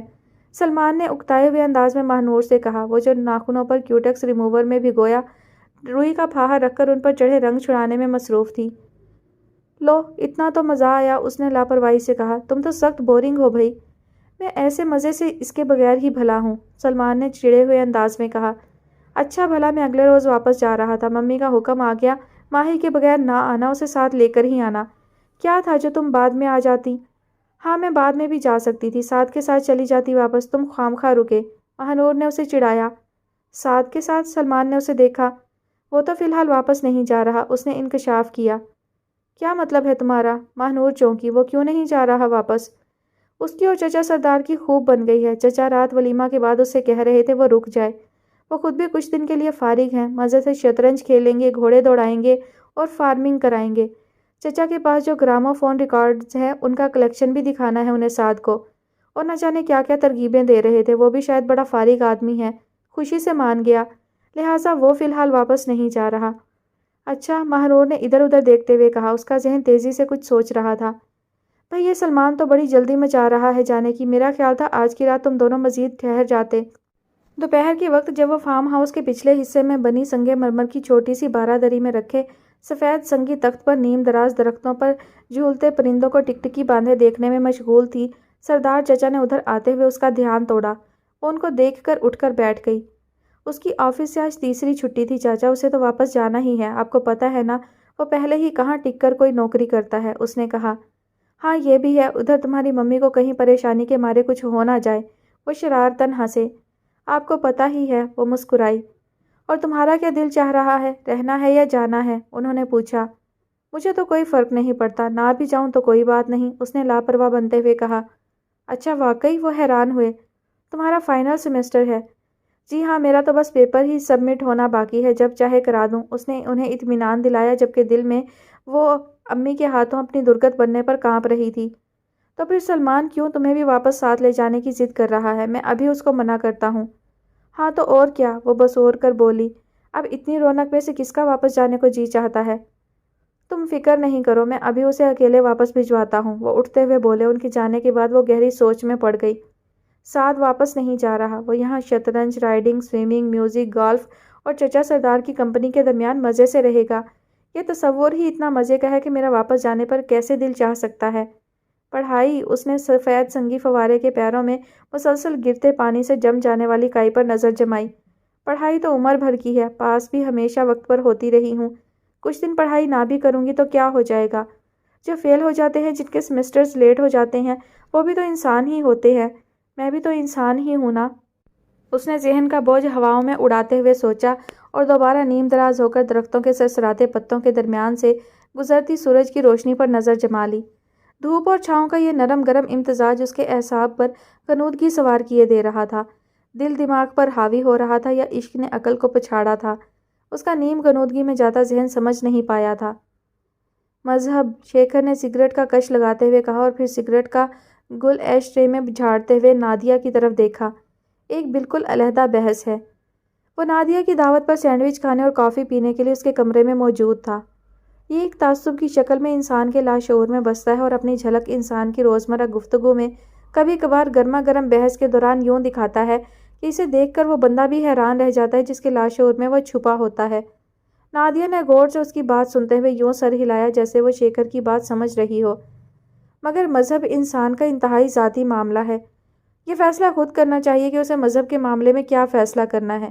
کسی ایک مذہب کی تقلید کرنے والوں کے گھرانے میں پیدا ہو جانا، کسی مخصوص مذہب کے پیروکاروں کے معاشرے کا فرد ہونا، یا کسی قسم کے حالات کے جبر کے تحت کسی مذہب کا پیروکار بن جانا اور اس کے مروجات و ممنوعات کو اپنا لینا بالکل غلط ہے۔ شیکھر اپنی دھن میں بولتا چلا جا رہا تھا۔ تعقل ایک ایسی چیز ہے جس پر پرکھی چیزیں کبھی غلط ثابت نہیں ہوتی۔ اگر تعقل کی پرکھ ضروری ہے تو لاشعور میں بسے تعصب کا کیا کیا جائے؟ نادیہ نے شیکھر کا مگ خالی گاڑی کافی سے بھرتے ہوئے کہا۔ میں نے اپنی اب تک کی زندگی دو مذاہب کے پیروکاروں کے درمیان گزاری ہے، اس نے کہا، لیکن ان دونوں گھروں میں مذہب کے متعلق شدت سے کوئی رویہ میں نے نہیں دیکھا۔ نہ میرا باپ شدید قسم کا مسلم تھا، نہ ہی میری ماں شدت سے عیسائی تھی۔ لیکن عجیب سی بات ہے کہ جب میں خود اپنا تجزیہ مذہب کے حوالے سے کرتی ہوں، میرا دل اپنے باپ کے آبائی مذہب کی طرف کھینچتا ہے، حالانکہ میں اس مذہب کے بارے میں شاید کچھ بھی نہیں جانتی، اس نے شانے اچکاتے ہوئے کہا۔ اس کی وجہ یہ ہے کہ تمہارے لاشعور میں تمہارا باپ ایک فینٹیسی کی صورت بستا ہے۔ شاید تم اپنے باپ سے ماں کی نسبت زیادہ محبت کرتی ہو۔ شیکھر نے کافی کا گھونٹ بھرنے کے بعد ایک عریاں تجزیہ منہ سے اگلا۔ ایسا نہیں ہے، اس نے سر ہلایا۔ میں اپنے باپ سے زیادہ ماں کے پاس رہی ہوں، پھر بھی مجھے وہ ماحول اور اس ماحول میں رچے عقائد اور نظریات بارہا یاد آتے ہیں۔ مجھے ان میں ایک عجیب سی وزاداری اور رکھ رکھاؤ محسوس ہوتا ہے، اور نہ جانے مجھے کیوں ایسا لگتا ہے کہ اس کی وجہ ان سب کا اس مذہب کا پیروکار ہونا ہے۔ فینٹیسیز، شیکھر نے اس کی طرف دیکھا۔ جو ہم سے دور ہو جاتا ہے اور پہنچ میں نہیں رہتا اس کے متعلق ہم اور طرح سے سوچنے لگتے ہیں۔ تمہارا بھی یہی حال ہے۔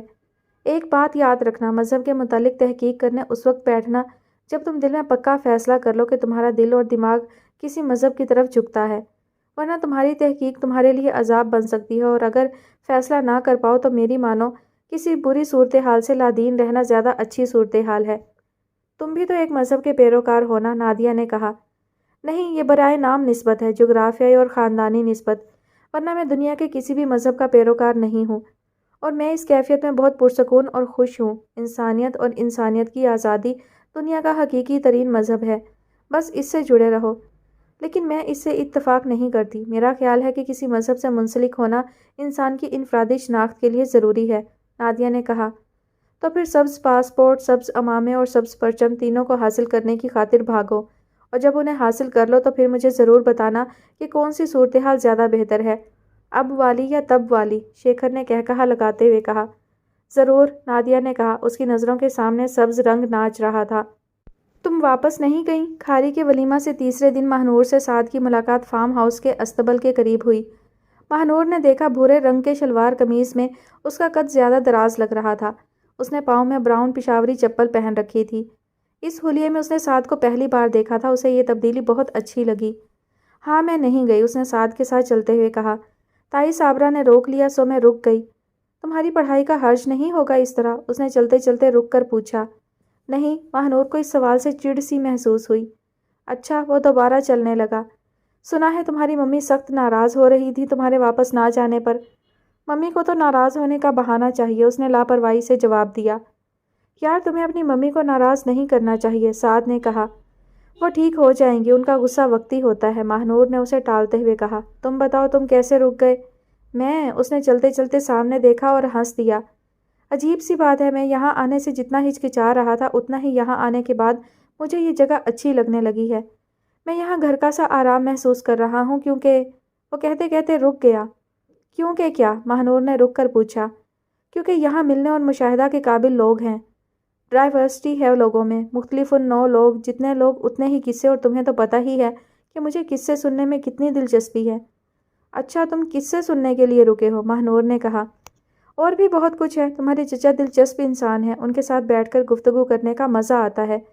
انہوں نے مجھے گھڑ سواری اور شطرنج کے علاوہ اپنے پاس موجود ریکارڈرز کا ذخیرہ دکھانے کا لالچ دے کر روک لیا۔ میں نے بھی سوچا کہ زندگی میں کوئی وقت ایسا بھی ہونا چاہیے جس میں انسان ویسا رہے جیسا وہ رہنا چاہتا ہے، کوئی مصلحت، کوئی مجبوری اسے خود پر کوئی ملمہ چڑھانے پر مجبور نہ کر سکے۔ تمہیں یہاں ایسا محسوس ہو رہا ہے؟ ماہنور نے پوچھا۔ ہاں، یہاں منافقت کم اور اوریجنلٹی زیادہ ہے، اس لیے۔ اچھا، ماہنور نے نیچی آواز میں کہا۔ اچھی بات ہے، لیکن یہاں مردانہ اور زنانہ حصے کا بڑا مسئلہ ہے۔ تم یہاں ہو اور ہم شاید 2 دن کے بعد مل رہے ہیں، اس نے ہنستے ہوئے کہا۔ یہ شاید شادی کے لیے گھر والوں کے یہاں شفٹ ہونے کی وجہ سے ہے، پہلے تو ایسا نہیں ہوتا تھا۔ ماہنور نے ادھر ادھر دیکھا۔ اس کا مطلب ہے میں یہ توقع کر سکتا ہوں کہ یہاں قیام کے دوران ہم روزانہ مل سکتے ہیں۔ سعد نے ایک درخت کی نیچی شاخ پر جھولتے پتے کو چلتے چلتے انگلی سے محسوس کرتے ہوئے کہا۔ ہاں، یقیناً، ماہنور کا دل ہلکا سا لرزا۔ تم میرے ساتھ خانہ بدوشوں کی بستی چلو گی؟ خانہ بدوشوں کی بستی؟ وہ چلتے چلتے رکی۔ وہ کہاں ہے؟ یہیں کہیں قریب ہی ہے، وہی جگہ جہاں سے میں بندر اور بندریا کا جوڑا لایا تھا، جہاں سے مجھے وہ ریچھ ملا تھا۔ اوہ، اس نے ہونٹ سکیڑتے ہوئے کہا۔ لیکن اگر وہ خانہ بدوش تھے تو اب تک یعنی سال بھر میں کہیں اور جا چکے ہوں گے۔ ہو سکتا ہے، اس نے سر ہلایا، لیکن معلوم کرنے میں کیا حرج ہے؟ یہ بھی ہے، ماہنور نے سر ہلایا۔ ویسے سنا ہے یہ لوگ صفائی پسند بالکل بھی نہیں ہوتے، گندے میلے کچیلے۔ اس نے سعد کی طرف دیکھا۔ تمہیں ان کے پاس اٹھتے بیٹھتے وحشت نہیں ہوتی تھی؟ انسان اپنی جبلت پر پیدا ہوتا اور پلتا بڑھتا ہے۔ سعد نے رک کر ماہنور کو دیکھا۔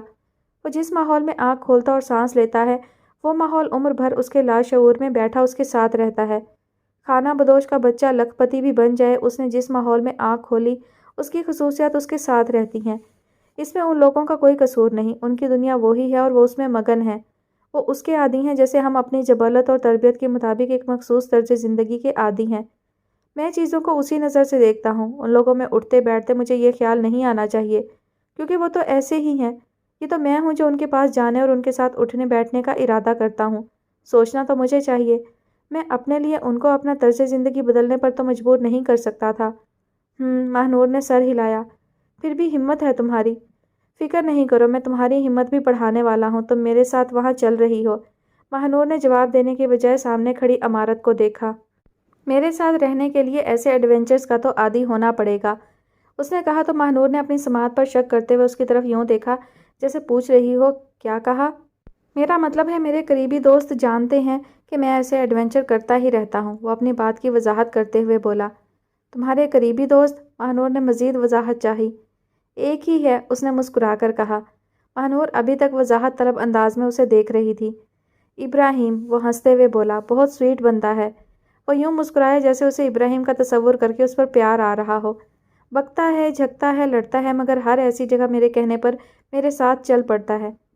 ابراہیم جانتا ہے کہ تم یہ سب کچھ کرتے پھرتے ہو؟ ماہنور نے حیران ہوتے ہوئے پوچھا۔ میلے ٹھیلے، کھانا بدوش، کمہار، الا بلا، سب نہیں، مگر اتنا جتنا میں اسے بتانا چاہتا ہوں۔ وہ مسکرا کر بولا اور آگے چلنے لگا۔ ماہنور نے اسے چند قدم پیچھے کھڑے رہتے ہوئے اسے خود سے آگے چلتے ہوئے دیکھا اور پھر تیزی سے چلتے ہوئے اس کے قریب آ کر اس کے ساتھ ساتھ چلنے لگی۔ تم نے کھاری کو دیکھا؟ وہ کتنا خوش ہے اور اس کی بیوی بھی کتنی خوش ہے، مگر عمر میں ابھی چھوٹے ہیں دونوں، ہے نا؟ اس نے سر اٹھا کر سعد کی طرف دیکھا۔ ہاں، کھاری خوش ہے، وہ بولا۔ وہ صرف خوش ہی نہیں، خوش قسمت بھی ہے۔ چھوٹے چھوٹے واقعات پر خوش اور مطمئن ہو جانا خوش قسمتی کی نشانی ہے، اس نے کہا۔ خوش ہونا خوش قسمتی ہے کیا؟ ماہنور نے پوچھا۔ بالکل، اس نے سر ہلایا۔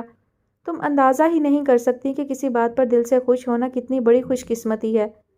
تم ہوتے ہو کبھی دل سے خوش؟ ایک سیدھا سوال آیا۔ بہت دفعہ، اس نے کہا۔ اچھا، ماہنور کے لہجے میں طنز کی آمیزش ہوئی۔ لگتا تو نہیں۔ شاید مجھے اظہار کرنا نہیں آتا، لیکن میں تو بہت معمولی باتوں پر خوش ہو جاتا ہوں۔ مثلاً اس نے سر اٹھا کر آسمان کی طرف دیکھا۔ وہ یاد کر رہا تھا۔ پھر اس نے گردن موڑ کر ماہنور کی طرف دیکھا۔ میری خوشی کا ٹھکانہ نہیں تھا جب ایک بوڑھی خانہ بدوش عورت نے مجھے اپنے ٹرنک میں رکھی چیزوں کے نیچے سے ایک نئی چادر نکال کر تحفے میں دی۔ وہ ایک سستی سی پرنٹڈ چادر تھی جس کو خانہ بدوش لڑکے کبھی سر پر باندھتے پھرتے ہیں اور کبھی شانوں پر اوڑھ لیتے ہیں۔ وہ سستی اور عام سی چادر تھی، مگر اس بوڑھی عورت کے تمام اسباب میں سب سے زیادہ قیمتی چیز تھی غالباً۔ اس روز میں اتنا خوش تھا کہ مارے خوشی کے میرے آنسو نہیں رک رہے تھے۔ وہ یاد کرتے ہوئے مسکرایا۔ اس کی آنکھیں نم ہونے لگیں۔ اور ماہنور نے متاثر ہوتے ہوئے کہا، اور ایک بار جب میں نے ایک پھرتے پھراتے فقیر سے تان اڑانا سیکھی۔ وہ کافی گانا سیکھنا میری خواہش تھی، مگر ایک ہفتے کے اندر اندر وہ مجھے سکھانے میں اتنا انوالو ہو گیا کہ جب میری آواز اسے سوز اور جنون کی تڑپ میں ڈوبتی بقول اس کے محسوس ہونے لگی تو اس نے خوشی کے مارے اپنا اکتارہ مجھے دے دیا۔ وہ اکتارہ اس کا واحد شوق اور قیمتی اثاثہ تھا۔ میرے ہزار منع کرنے کے باوجود اس نے وہ اکتارہ مجھ سے واپس نہیں لیا۔ وہ بتا رہا تھا۔ ماہنور کو ایک دم اپنی زندگی کی خوشیوں کے محور اور خوش ہونے کی تمام وجوہات اس کی باتوں کے سامنے ہیچ لگنے لگیں، اور اسے اپنی آواز خلا سے آتی محسوس ہوئی۔ اور وہ مزید کوئی ایسی بات سنانے کا ارادہ ملتوی کرتے ہوئے مسکرا کر اس کی طرف دیکھنے لگا۔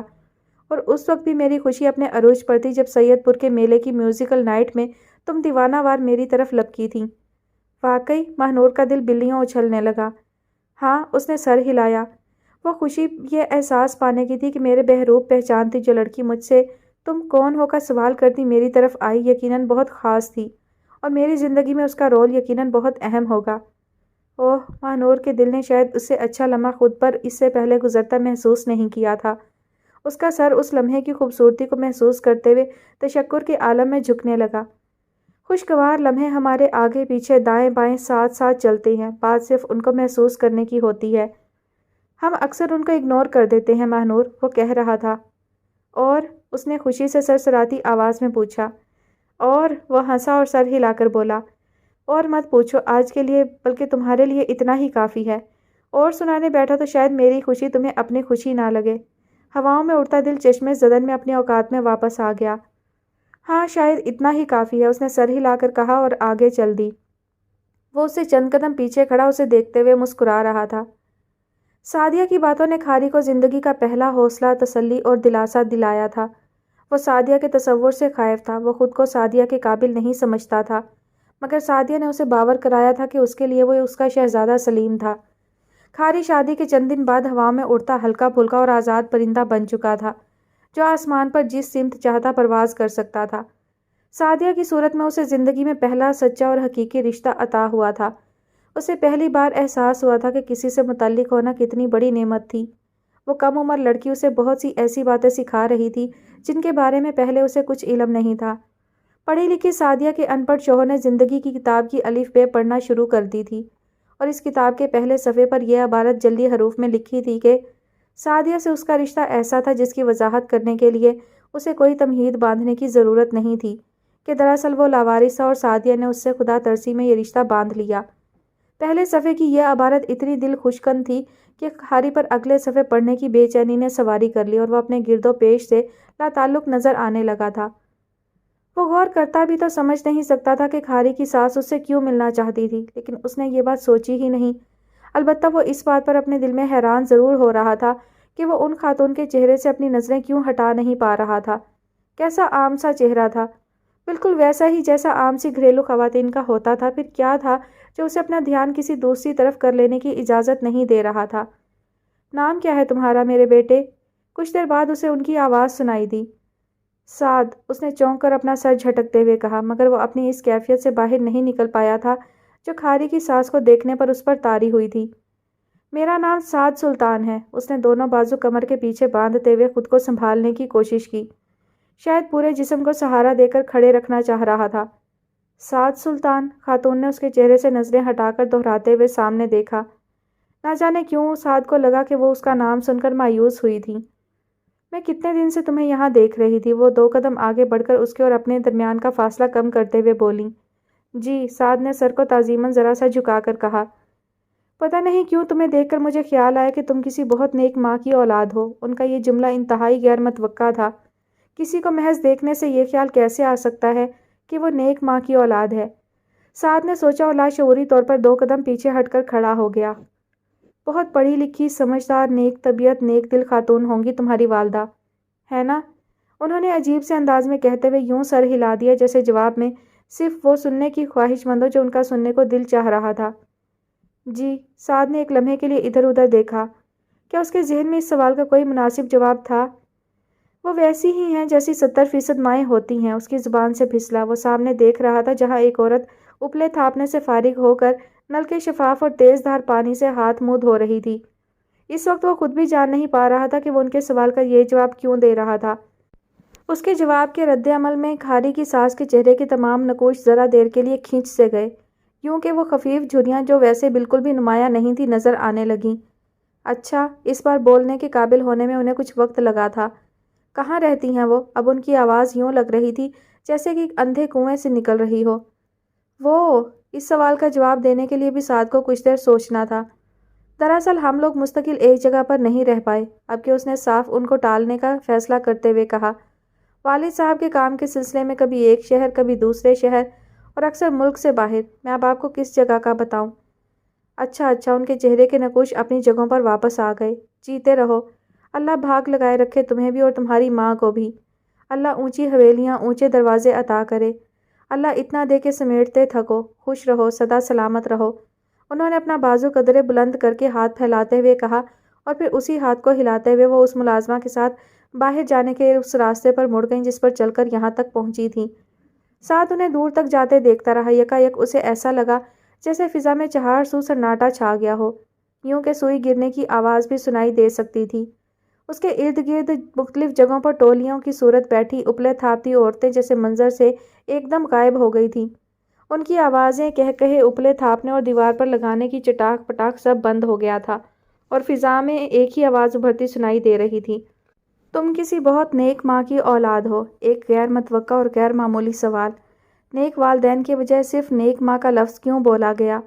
اس کے دماغ نے سوال کیا۔ یہ سوال ذہن میں آتے ہی اس نے فوری رد عمل کے طور پر اس راستے کی طرف دیکھا جس پر چل کر وہ خاتون واپس جا رہی تھیں۔ اس کا جسم ایک لمحے کے لیے حرکت میں آیا جیسے اسی راستے پر خاتون کے پیچھے جانا چاہ رہا ہو، لیکن پھر وہ وہیں رک گیا۔ کیا یہ ضروری ہے کہ ہر کسی کو بتایا جائے کہ جی میری والدہ کا تو میرے بچپن ہی میں انتقال ہو گیا تھا اور تب سے اب تک میں بن ماں کے ہی زندگی گزار رہا ہوں؟ دل نے سمجھایا تھا، کھاری کی ساس سے تو شاید یہ پہلی اور آخری ملاقات تھی۔ ان سے کون سا مستقل تعلق رہنے والا تھا جو بعد میں اپنی غلط بیانی پر پکڑے جانے کا امکان ہو؟ ان کا سوال بھی تو سنو، نیک ماں کی اولاد، انہوں نے یہ سوال کیا کیوں بھلا؟ شاید یہ دیہاتی عورتیں جو ہوتی ہیں وہ اسی طرح سوچتی ہوں۔ انسان اچھا لگا تو قیافہ لگا لیا کہ نیک ماں کی اولاد ہوگا، نیک دودھ پیا ہوگا وغیرہ وغیرہ۔ سو سعد صاحب، اس ایک معمولی سے واقعے پر غیر معمولی سوچ بچار کرنے کی کوئی ضرورت نہیں۔ آپ کو فضول سی عادت ہے اپنا دماغ تھکانے کی۔ اپنے کمرے میں واپس آ کر بیڈ پر لیٹنے کے بعد کھاری کی ساس کی غیر متوقع آمد اور بغیر کسی تمہید کے غیر متوقع سوال پر غور کرتے ہوئے اس نے تجزیہ کیا اور اس واقعے کی طرف سے دھیان ہٹانے کی کوشش کی۔ نیک ماں، نیک دودھ، وہ اس روز سہ پہر تک کمبل میں منہ چھپا کے سونے کی کوشش کرتا رہا مگر سو نہیں پایا۔ 4 الفاظ پر مشتمل بغیر سوالیہ نشان کے یہ سوال اس کے دماغ پر مسلسل گرز بجاتا رہا۔ آنکھوں کی سوئیاں نکلیں تو وہ چہرہ نظر آ گیا جو اتنا مانوس ہے کہ بے اختیار دل چاہتا ہے نظریں اس کی بلائیں لے لیں، مگر اس کے ساتھ تو کوئی بلائیں موجود محسوس نہیں ہوتی۔ پھر نظریں واری صدقے ہونے سے آگے کوئی دوسرا کام کر ہی نہیں سکتی، مگر وہ ہونٹ اور وہ زبان کہتی ہے کہ میں وہ نہیں ہوں جو سمجھ کر تمہارے دل کو بے چینی لگی تھی۔ وہ رویہ کہتا رہا کہ فاصلہ رکھو، فاصلہ رکھو، اپنی اوقات پہچانو۔ آپا رابعہ نے دائیں ہاتھ سے اپنی پیشانی مس لی۔ مگر میں کیسے مان لوں کہ دنیا میں واقعی ایک طرح کے 2 چہرے ہوتے ہیں، اور اگر ہوتے ہی ہیں تو میں وہ خوش قسمت ہوں کہ مجھے دونوں ہی چہرے زندگی میں دیکھنا نصیب ہو گئے۔ یا اللہ، انہوں نے سر اٹھا کر اوپر دیکھا۔ یہ کیسی بے بسی ہے اور یہ کیسی بے اختیاری ہے، نہ آگے جانے کا کوئی راستہ ہے، نہ پیچھے ہٹنے کو دل چاہتا ہے۔ اس اضطراب کا، اس بے چینی کا کیا کروں جو کسی کل سکون نہیں آنے دے رہی۔ انہوں نے دوپٹے سے اپنا چہرہ پونچھتے ہوئے سر کو دبایا۔ وہ ویسی ہی ہیں جیسی 70% مائیں ہوتی ہیں۔ ایک جملہ باز گشت کی صورت ان کے گرد پھیلتا تھا، سمٹتا تھا اور پھر پھیل جاتا تھا۔ صبر اور توکل، غنا اور فکر۔ انہیں بار بار کی دہرائی بات یاد آئی۔ یہ انجام اور ایسا انجام۔ انہوں نے اپنے ارد گرد دیکھا۔ ویرانی اور فاقہ مستی در و دیوار سے لپٹی بے بسی سے مسکرا رہی تھی۔ عمر بھر صرف محرومی، صرف تلخی، صرف احساس زیاں۔ ان کے دل میں ایک تلخ احساس جاگا۔ شاید سعدیہ ٹھیک سوچتی ہے۔ عمر بھر چور اور سعد کا کھیل کھیلتے رہنے سے بہتر ہوتا ہے کہ انسان نظر اندازی کی ضمانت کروا کر اس قید تنہائی سے جان چھڑا لے، جیسے سعدیہ نے چھڑا لی۔ لیکن کون جانے، مسائل کے عقوبت خانے میں ایک بار نام کسی کھاتے میں چڑھ جائے تو مستقبل میں کسی موڑ پر پچھلے کھاتے دوبارہ کھل جائیں گے، اس کی ضمانت ہے کسی کے پاس؟ ان کا منتشر ذہن ایک کے بعد ایک سوچ سوچے چلا جا رہا تھا۔ سعدیہ کی شادی کے بعد اس روز وہ کئی دن بعد اپنے گھر واپس آئی تھیں۔ کئی دن تک گھر بند رہنے کی وجہ سے انہیں اندر باہر ہر جگہ ایک عجیب سی وحشت پھیلی نظر آ رہی تھی۔ صحن کی کچی زمین میں دراڑیں پڑ رہی تھیں۔ یہی حال چھت کا بھی ہوگا۔ انہیں خیال آ رہا تھا، لپائی کون کرے گا؟ انہوں نے سوچا۔ صحن میں گڑا مٹی کا چولہا ٹھنڈا پڑا تھا۔ جانے سے پہلے آخری دن کے بنائے کھانے کے بعد ایندھن کی بچ جانے والی راکھ چولہے کی کوکھ میں دبکی پڑی تھی۔ انہوں نے چولہے کے قریب رکھے راکھ دان کو دیکھا۔ چولہے سے کریت کریت کر راکھ کون نکالے گا؟ سوچتے سوچتے ان کی نظر اس چھوٹے اور عارضی باورچی خانے پر پڑی جسے سعدیہ نے زندگی میں اپنی اولین عملی کاوش سے منظم کرنے کی کوشش کی تھی۔ وہ آہستہ قدموں سے چلتی اس باورچی خانے میں داخل ہوئیں۔ دیوار سے ذرا آگے کو بڑھی مٹی کی شیلف پر قطار در قطار سستے نائلون کے ڈبے رکھے تھے۔ نمک، مرچ، ہلدی، پسا دھنیا، گرم مسالہ۔ انہوں نے ہاتھ لگانے پر پچک جانے والے نائلون کے ڈبوں کو احتیاط سے کھول کھول کر ان کے اندر جھانکا۔ سب مسالے سیلن زدہ ہوئے پڑے تھے۔ گھر سے غیر حاضری کے دوران ایک دن بارش بھی آئی تھی اور اس عارضی بارش نے باورچی خانے کی چھت ٹپکی تھی۔ بارش کا پانی ان ڈبوں پر پڑا ہوگا۔ مسالے غارت ہوئے۔ ان کی آنکھوں میں نہ جانے کیوں آنسو بھر آئے۔ یہ سامان زندگی، انسان ذرا سی لاپرواہی برتے تو غارت ہو جاتا ہے۔ اس سامان زندگی کا تعاقب کرتا انسان اپنی دونوں ٹانگوں کی طاقت کیسے صرف کرتا ہے، اور یہ طاقت صرف کرتے وقت نہیں جانتا ہوتا کہ جب جان نکلنے پر آتی ہے تو سب سے پہلے انہی ٹانگوں سے نکلتی ہے۔ انہوں نے سوچا اور وحشت زدہ ہو کر باورچی خانے سے باہر نکل آئیں۔ دراڑیں پڑتا فرش، ٹھنڈا چولہا، گردآلود کمرہ اور سامان، سیلن زدہ مسالے۔ انہوں نے وحشت زدہ آنکھیں چاروں طرف گھمائیں۔ کیا مزید جینے کا، مزید زندگی کا کوئی جواز ہے میرے پاس اب؟ ایک نیا سوال ذہن سے ٹکرایا۔ ایک قرض تھا جو ادا ہو گیا، اب کس کے لیے جینا، کس کے لیے جینے کا سامان کرنا؟ آب زمزم میں بھگوئی تسبیح اور اجوا کھجوریں۔ اسی دم ان کی سماعت سے ایک آواز ٹکرائی۔ اس مولا کے گھر سے لائی ہوں بی بی جی، جس کے در پر اپنی عاقبت سنوارنے کی خاطر گئی تھی۔ عاقبت؟ ان کے جسم نے یکایک جھرجھری لی۔ جینے کا جواز پوچھتی ہو رابعہ بی بی، ذرا یہ تو بتاؤ آگے اپنے ساتھ کیا لے جانے کی کوشش کی؟ ایک سوال ذہن نے کیا۔ عمر کا آدھا حصہ کھیل تماشے میں گزار دیا اور باقی کا چھپن چھپائی کھیلتے۔ ایک ناکردہ جرم کی سزا سے بچنے کی خاطر چوروں کی طرح کبھی یہاں چھپ کبھی وہاں چھپ۔ تمہارے ہاتھ پر لہو تھا نہ خنجر، پھر کس ڈر سے دستانے کوہنیوں تک چڑھا لیے؟ نہ صرف چڑھا لیے بلکہ ان کو چڑھائے رکھنے کی خاطر جھوٹ، غلط بیانیوں اور در در کی ٹھوکروں میں بھی پڑی رہیں۔ اور اب پوچھتی ہو جینے کا جواز کیا ہے؟ یہ تو بتاؤ مرنے کا سامان کتنا اور کیسا کیا؟ ان کا پورا جسم خوف کے مارے پتے کی طرح لرزنے لگا۔ فقر، توکل اور بے نیازی کا جو راگ ایک عرصے سے تم الاپتی اپنے تئیں درویش صفتی اختیار کر رہی تھی، خود سے ایک بار تو پوچھو کیا اس میں اس شاطرانہ چال کی گنجائش تھی جس کے ذریعے تم نے سعدیہ کا عذاب معصوم کھاری کے سر پر ڈال دیا اور اپنی جان چھڑائی؟ واہ بھولی معصوم خدا شناس درویش بی بی، ذرا اپنے گریبان میں جھانک کر دیکھو تو تمہارے پس منظر کے بکسوئے جگہ جگہ ادھڑے لپٹے گریبان کی کھوچے پکڑے نظر آ رہے ہیں۔ لاکھ گریبان کو ظاہر کی چادر سے ڈھانپو، اس کے نیچے کا منظر تو وہی رہے گا۔ کیا اس منظر کو بدلنے کی کوشش نہیں کر سکتی تھی تم؟ وہ لرزتی ٹانگوں پر کھڑے رہنے سے قاصر تھیں، صحن کے کونے میں رکھی لکڑی کی چوکی پر بیٹھ گئیں۔ بزدل تھیں، بزدل ہی رہیں، حقیقت سے نظریں چرائے بس زندگی گزارے جانے کو ترجیح دیتی رہیں۔ زندگی کی نظروں میں نظریں ڈال کر جرأت کرتیں تو درویشی کی اس چادر کی کھوچیں بھی بھری جاتیں اور سعدیہ بھی یوں راہ سے بے راہ نہ ہوتی۔ یا اللہ، سوچو کہ یلغار سے گھبرا کر انہوں نے دونوں ہاتھ جوڑتے ہوئے آسمان کی طرف دیکھا۔ تو جانتا ہے، تو جانتا ہے نا، صرف تو ہی تو جانتا ہے۔ آنسو ان کی آنکھوں سے بھل بھل نکلے تھے۔ ایک میری اکیلی جان اور سوچیں ہیں کہ ان گنت ہیں، یادیں ہیں تو بے شمار ہیں، پچھتاوے ہیں تو بے حساب ہیں۔ ہلکے نیلے آسمان پر کہیں کہیں اڑتی مہین سی بدلیاں ان کی طرف دیکھ کر جیسے تنزن مسکرائی تھیں۔ جب سر پر پڑتی ہے تو یوں ہی اوپر والے کی طرف رجوع کرنے کا خیال آتا ہے۔ ایک شوخ بدلی نے جیسے اٹھلا کر ان کو مخاطب کیا تھا اور ہوا کے سنگ آگے سرکتی کسی اور مقام پر جا سجی تھی۔ دیکھا، ذرا سی پریشانی ذہن سے ٹکرائی نہیں اور تم ہوئیں آپے سے باہر۔ ایک مانوس آواز جسے وہ برسوں قبل کھو چکی تھی ان کے کان میں سرگوشی کرنے لگی۔ کتنی بار کہا ہے کہ صبر کرنا سیکھو۔ صبر دنوں کا نہیں سالوں کا چکر ہے بی بی، اور کبھی کبھی تو صدیوں پر محیط ہو جاتا ہے۔ 10 نسلیں صبر کرتی ہیں تب جا کر ایک نسل کو اس کا میٹھا پھل ملتا ہے۔ مگر تم ان باتوں کو کیا جانو؟ دنیا کی تاریخ سے واقفیت حاصل ہوتی تو جانتی نا۔ مانوس آواز کی سرگوشی نے ایک بار پھر انہیں حقیقت کی دنیا میں لا پھینکا۔